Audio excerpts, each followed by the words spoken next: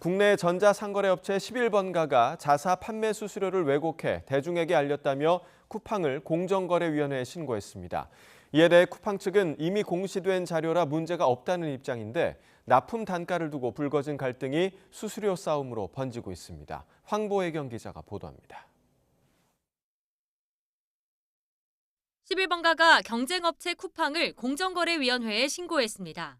쿠팡 측이 자사에 유리하게 다른 업체들의 수수료율을 공개해 비교하는 부당한 광고를 했던 겁니다. 앞서 지난 3일 쿠팡은 수수료를 45% 되어간다는 한 언론 보도에 대해 명백한 허위 사실이라며 홈페이지에 반박글을 올렸습니다. 이 과정에서 쿠팡이 다른 전자상거래 업체들의 최대 판매 수수료율을 공개한 건데 11번가가 20%로 가장 높았고 지마켓과 옥션이 15%, 쿠팡이 10.9%로 가장 낮았습니다. 11번가 측은 그러나 자사 최대 수수료율이 20%인 것은 맞지만 이는 185개 카테고리 가운데 3개만 해당하는 것이라고 해명했습니다. 오히려 나머지 180개 카테고리의 수수료율은 7에서 13% 수준인데 쿠팡 측이 마치 전체에서 수수료를 20%나 떼어가는 것처럼 오해할 수 있게 했던 겁니다.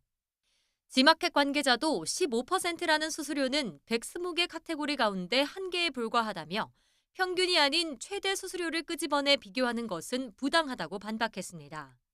이에 대해 쿠팡 측은 이미 발표된 자료라 문제가 없다는 입장입니다. 해당 공지는 각사의 공시된 자료를 기초로 작성됐고 최대 판매 수수료라는 기준을 명확히 해 문제가 없다고 판단하고 있습니다. 쿠팡과 국내 업체 사이의 갈등은 이번이 처음이 아닙니다. 지난 2019년 4월 쿠팡은 LG 생활건강과의 납품 협상 과정에서 최저가 보장을 위해 가격을 낮추라고 요구했습니다. 당시 LG 생활건강이 쿠팡이 이른바 갑질을 했다며 공정위에 신고하면서 32억여 원에 달하는 과징금이 부과됐고 쿠팡은 이에 불복해 행정소송을 진행하고 있습니다. 쿠팡은 행정소송에 대한 판결을 일주일 가까이 앞둔 지난 12일 LG 생활건강과 4년 9개월 만에 거래를 다시 시작한다고 발표했습니다. 그러나 CJ제일제당도 2022년 말부터 공급가격 협상 과정에서의 차질로 쿠팡의 제품 공급을 중단하는 등 업체 간 갈등이 계속되고 있습니다. YTN 황보혜경입니다.